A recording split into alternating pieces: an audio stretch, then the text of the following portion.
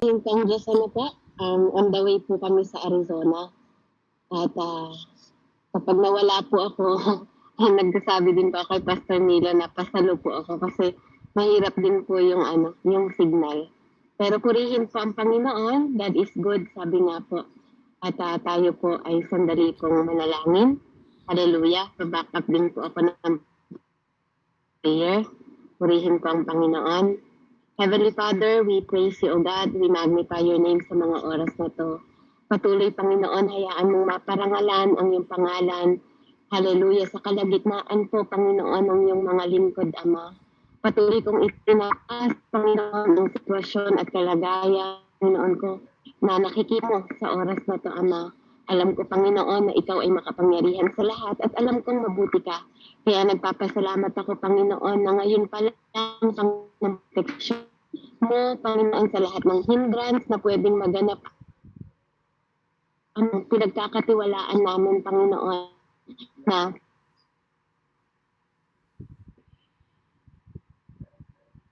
alam ko, Ama, na will mo na maihayag ang salitang ito at will mo, Panginoon, na matuto ang bawat isa sa amin. Maranasan nawa namin, Panginoon, ang presensya mo sa oras.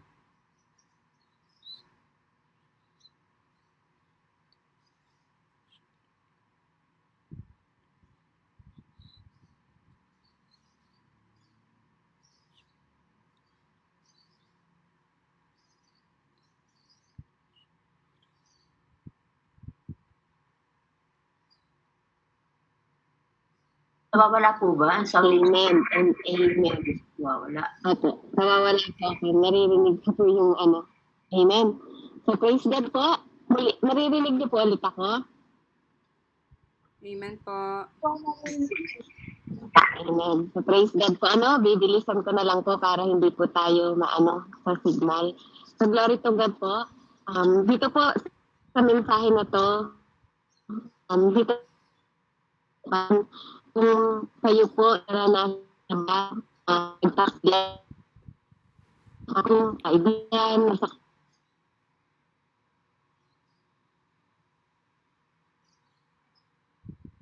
Putol-putol po si Beb, wala po.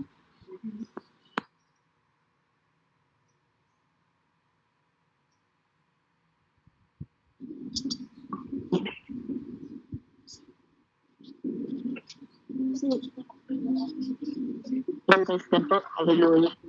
And hinabak ng prayer. Purihin ng Panginoon. Ano po, so ulitin ko po, ano po, kung naranasan na po nasaktan, ano po, ng kaibigan, na talaga pong binibig natin, ano po, at tayo ay nagkaroon ng galit. Amen? Ito po ay yung karanasan po ni Tatay David. Amen? Sa oras na to, na siya po ay nakaranas po na masaktan, mabetray. Na po nung pinag-aralan natin last week about po sa topic po ni Pastor Nilo. At ito po yung mga kasunod. Amen? Ng tagpo po ng panalangin po ni Tatay David. So, dito po sa verse 1 and verse 2, naririnig niyo pa po ba ako? Baka po nagsasalita ako, wala na ako sa linya. Nakikinig po. Amen po. Sige po. So, dito po sa verse 1 and verse 1 hanggang verse 3 po, makikita po natin dito yung pong pagtawag po ni Tatay David. Hallelujah, sa Panginoon. Amen. Sabi niya po dito sa verse 1 hanggang 3.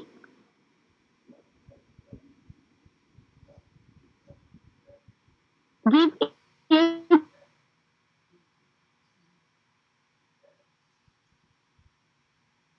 not hide yourself from my supplication. Attend to me and hear me as I am restless in my complaint and mourn mercifully because of the voice of the enemy,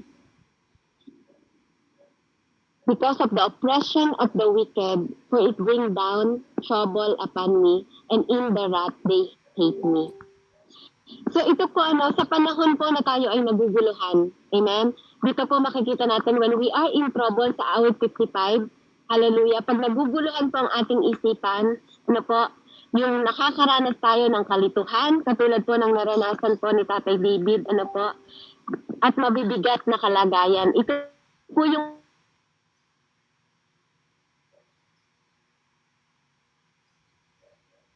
galit. Amen? Minsan, nahihirapan tayong magdesisyon. Dito makikita natin sa verse 2, yung mabigat po na suliranin ni Tatay David. At napakahalaga po, hanggang sa verse 3 makikita ninyo doon, na kailangan maging mapagbantay po tayo sa ating kaaway. Dito po nakikita natin kung bakit kailangan magtagumpay tayo sa panahon po na naguguluhan ang ating isip. Kasi pwede tayong ma-oppress. Amen? Naramdaman yung panahon na tayo po ay nagkakaroon ng hindi mapahingang utak, di ba? Nagkakaroon tayo ng restless. Pag hindi napapahinga yung utak sa mga katawan natin, nawawalan tayo ng lakas. Damay-damay po lahat. Kaya napakahalaga po na pag tayo po makakaranas ng mga pagtataksil, amen, ng kaibigan o pagtalikod sa atin, lalo na yung mga minamahal nating mga kaibigan, kailangan po nating matutunan na magkaroon po ng mula sa Panginoon. Amen? Kasi bakit? Bakit kailangan na magtagumpay tayo sa kaguluhan ng mga isip natin? Una po makikita natin na po, kapag ang isip natin nagugulo, sa verse 4 po makikita nyo, ito po ay nagbubunga ng lubha pong kalungbayan sa atin. Na po, tayo ay nag-iisip tayo na parang wala tayong katulong, di ba? Parang walang dumaramay sa atin. Kapag ito po ay ating napapabayaan,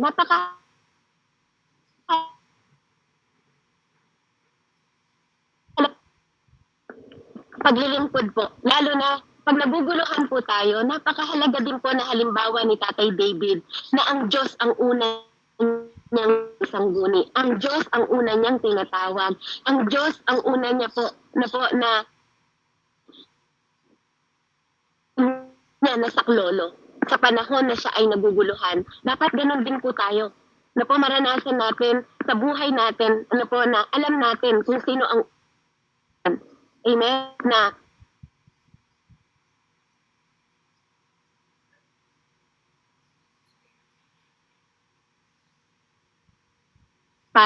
yung doon na mabilis po ang takot. Mabilis tayong natatakot, mabilis tayong nasisindak po ng sitwasyon, di ba? Ng mga nakikita ng mga mata natin. Because sometimes, that is reality po. No? Sa buhay natin. Mga panahon na may takot tayo. Pero nawa, mga kapatid, sa panahon po na nagkakaroon tayo ng fear, ng mga takot po, even sa mga kaaway natin, na po, mahalaga na isa-isip at isa natin ang pagtawag at pagluhod po sa Panginoon. Sa Kanya po tayo. Kasi pag tayo mabilis magkaroon ng panic, at takot sa puso natin at sa buhay natin, mabilis tayong magdesisyon ng mga bagay na mali na at hindi naka-align sa will at way ng Panginoon. Kaya napakahalaga po na huwag nating tahihin tulutan ng kaaway na magulo po ang isip natin. Amen? Lalo na po sa mga panahon na nasasaktan yung puso natin. Kasi madali tayong magdesisyon, lalo na pag galit tayo. Alam natin na even sa salita ng Panginoon, sabi niya po, huwag tayong magdidesisyon sa panahon na tayo ay may galit. Amen? Kasi po, pwede pong maging mali ang way ng desisyon natin, maging mali ang patutunguhan ng desisyon natin, at maging mali din ang binubuka ng bibig natin sa panahon na tayo ay may galit sa puso natin at naguguluhan ang isip natin. Amen? Magdudulot ito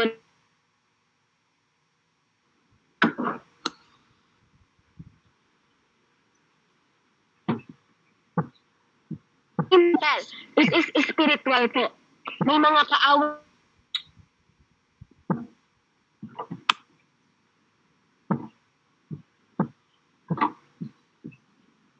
napakahalaga po na ang kaaway gusto tayong i-destroy, ang kaaway gusto tayong i-distract, ang kaaway gusto tayong patayin. Amen? Di ba? Nakawan tayo ng pag-iisip.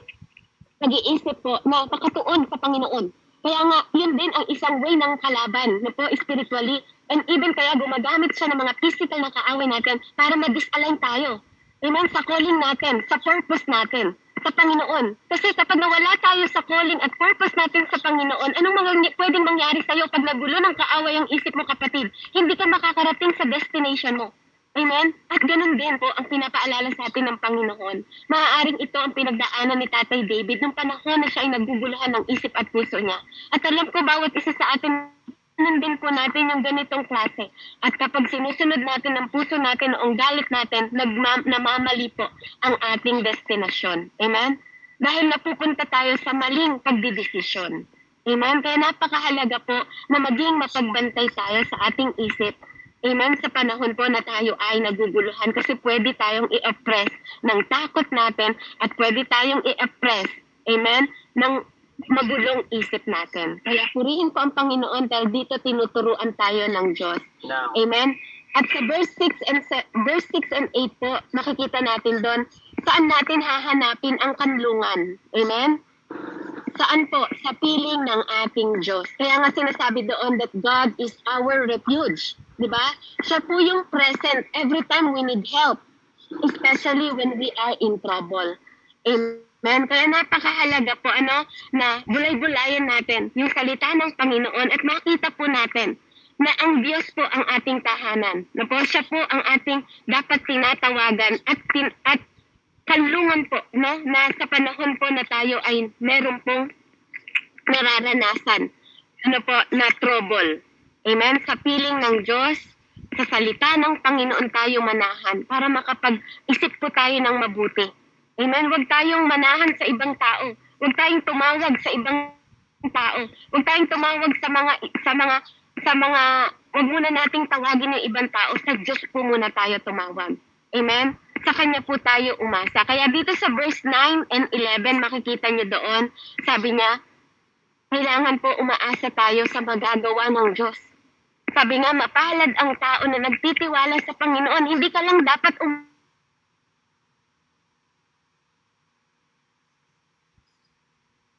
po sa Panginoon. Amen? Kaya napakahalaga po na dito sa panahon na alam natin na maaaring pwede tayong manghina, pwede tayong mag-fail, pwede tayong magkamali, amen, o mag-destroy. Alam natin na ang tatawagin natin is our Lord. Amen? Siya po ang ating tinatawag sa panahon po na alam natin na tayo po ay nagugulimihanan. Amen? Mahalaga na tumatawag po tayo at umaasa po tayo sa Panginoon. Ganun din po sa 16 and 19. Sabi nga doon, tumawag tayo sa Diyos. Amen? Dito po sa panahon na to, siya ay hari. Alam natin na hari po si King David. Amen? Si Tatay David. And even nung siya pa po ay pinagkakatiwalaan pa lang na maging pastol ng mga tupa, alam natin na si Tatay David ay mahilig na po tumawag sa Panginoon, anuman ang sitwasyon at kalagayan niya. Mapababa at nasa taas pa siya bilang hari. Amen? Anuman ang katayuan mo, nasa title ka man, wala ka man sa title, anuman, mababa ka man, o kahit ano pa po. Amen? Wala pong pinipili. Wala pong pinipili ang Panginoon. Amen? Na tumawag sa Kanya. Willing po ang Panginoon na pakinggan po tayo. Kaya aminin natin sa Diyos na tanging siya lang ang saklolo natin. Na tanging siya po ang kailangan pong tawagin natin para magpalakas sa atin sa panahon na tayo nanghihina, makapangyarihan po ang Diyos sa lahat ng panahon. Kaya yung saklolo ng Diyos, hindi po yung sarili nating kakayahan ang asahan natin. Sabi nga sa Bible, let's trust in the Lord. Lean not on your own understanding. Maaaring hindi mo naintindihan kung anong nangyari sa'yo, kapatid. Maaaring hindi mo alam kung bakit kailangan mong pagdaanan yung season ng buhay mo na yan. Pero katulad nga po ng laging pinapaalala sa atin, ano man ang season ng buhay mo, katulad din ng panahon, umiinit, umaaraw, hindi natin pwedeng lagpasan. Hindi natin pwedeng i-shortcutan, hindi pa natin pwedeng i-skip. Amen? Kasi darating po ang araw, time will come, someone will betray you. Darating ang araw, someone will hurt you. Darating ang araw, someone, will try to destroy your name. At sa panahon na yon, mga kapatid, sana pagdating ng panahon na yon, sa pinag-aaralan natin ngayon, maalala nyo itong araw na to, na pinag-aralan natin yung Psalm 55. Na katulad ni Tatay David, alam nating tawagin ng Panginoon. Sa Kanya tayo hihingi ng saklolo. Sa Kanya tayo hihingi ng tulong, especially kapag alam nating durog na tayo. Alam nyo kapatid, bilang lingkod ng Panginoon, bilang inanoint ng Panginoon, hindi ka pwedeng maging, anointed. kung hindi tayo makakrush. Kung di tayo huhubaran, sabi nga lagi sabi ni Nanay Andrea, kailangan nating mahubaran. Na po yung wala natin ipinagmamalaki sa sarili natin, kundi ang Diyos na lang, ang tunay na tutulong po sa atin. Na po, at yun po yung ginawa ni Tatay David sa panahon ng trouble niya. At sa panahon, kahit saang panahon na inaaway siya, hinahabol siya ng kaaway niya, papatayin siya. Ganon din sana tayo, magkaroon po tayo ng faith na yung fear natin, ma-overcome natin through faith. Faith kanino? Hindi sa kapitbahay mo, kapatid. Hindi kay pastor. Kasi time will come, kahit naranasan nyo na ba yun? Yung kahit gusto mong tumawag sa ibang tao, kahit gusto mong kausapin yung pastor mo, they are busy. Even mga nanay mo, busy sila. Kasi bakit? Gusto ni Lord nakakita mo na anak sa panahon ng trouble mo, sa panahon ng kailangan mo ng tulong, anak, nandito ko. Diba? Hindi sila ang makakatulong sa iyo. Kasi ang tunay na makakatulong sa atin, una, ang Diyos po bago ang ibang tao. Kaya matutunan natin na tumawag sa saklolo ng Panginoon, sa kapangyarihan ng Panginoon. Amen? Kasi ang Diyos din po ang gagawa at magbibigay ng resources sa atin. Siya rin po. Dahil kapag ang Diyos, nag-yield tayo sa kakayahan ng Panginoon, wala pong nabigo. Wala pang taong nabigo na sumandal sa Diyos. Dahil even pangit minsan yung nakikita mo sa paligid mo, at umasa po tayo sa Panginoon. Amen? Ang dulo po nun, victory, hindi failure. Kahit pa napakapangit ng kwento na yon, all things work for good. Amen? Sa lahat po ng umiibig sa Panginoon. Sa lahat ng may purpose na nagmamahal sa Kanya. Amen? Kaya napakahalaga po na maunawaan natin na po na ang saklolo natin, una, dapat ang takbuhan natin ay ang Panginoon. Amen? So sa verse 20 and 25 po, makakita po natin. Excuse me po. Dito po sa verse 20 and 21, makikita natin dito kung paano po hallelujah. Ay, sa 19, tama po. Yes, amen. Hallelujah. Ayan, in-inspire lang po sa akin, sa, bago ko makalimutan, sa 16 and 19 po, maging ang confident natin ay ang Diyos. Mahalaga po na meron tayong confidence sa Panginoon po, despite po ng lahat ng atake ng kaaway, kahit ano pong atake mga kapatid, mapa-physical na kaaway, mapa-spiritual na kaaway po, let's have confidence in the Lord. Any attack of enemy, magkaroon po tayo ng confidence lagi sa Panginoon, na siya po ang ating Diyos. Amen? Buhay po siya, hindi siya bingi, hindi siya bulag, para hindi makita yung katayuan mo, na hindi pa binubuka ng bibig mo yung panalangin mo. Alam ng Panginoon yung nangyayari sa'yo, at hindi po yun sorpresa sa Kanya. Amen? So sa verse 21 po, and 22, makikita natin dito, kailangan magkaroon tayo ng pagkakakilala sa kaaway natin. Kilalanin natin yung kalaban natin. Amen? Minsan kasi, syempre, binitray tayo ng kaaway, ng kaibigan natin. Pero ang tanong, sino ang nag-operate sa kanila? Dapat ba tayong magalit sa tao na yon? O sa espiritu na nag-udyok sa kanila para i-betray tayo o saktan tayo? Kasi tunay po ang kaaway, mga kapatid. Kailangan nating magkaroon ng discernment na kilalanin kung sino ba ang tunay nating kaaway. Kasi we are battling in the spirit. Who is your real enemy? Sometimes, meron tayong conflict about husband, about friend, best friend, di ba? About sa mga tao sa church. Amen? Or sa mga tao sa labas or unbelievers. Amen? But the thing is, who is your real enemy? Kailangan ko ba, when you have fights, pag meron kayong fight ng husband mo at ng wife mo, do I have to attack my husband or do I have to attack my wife? Di ba? Kailangan ko ba silang, kaya may mga tao po na nagkakasakitan. Amen? Mga mag-asawa, nagkakaroon ng physical attack, di ba? Nagbubugbugan sila. Because, hindi natin, minsan, we need to have the calm spirit. We have to have calm spirit na nagmumula sa Panginoon to discern who is our true enemy in our life. Kasi kapag hindi natin na-discern kung sino po ang tunay nating kaaway, it will affect your family, it will affect your friendship, it will affect your relationship through your believers, di ba, kapwa mo believers, or sa mga unbelievers. Amen? Who is our true enemy na dapat nating atakihin sa panahon po na tayo ay nabetray ng mga kaibigan natin? Dapat ba tayong magtanim ng galit sa puso natin? Amen? O ipagkatiwala na rin natin yung vengeance sa Panginoon? Kaya we have to discern.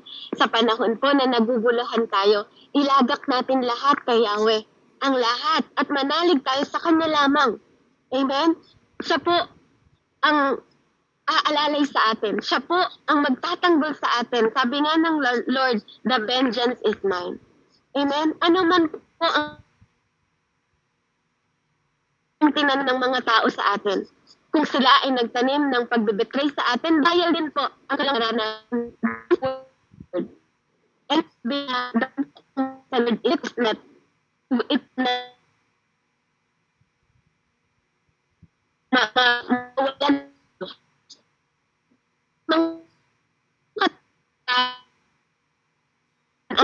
na bagay na dapat meron ng pinakatotoong bagay na bakit mong paniwalaan ang pangako po ng Panginoon. Kaya nga our confidence po, our confidence dapat po nasa Lord. Amen? Anong pindaan mo kapag sickness na ba? Yan ang mga gulang na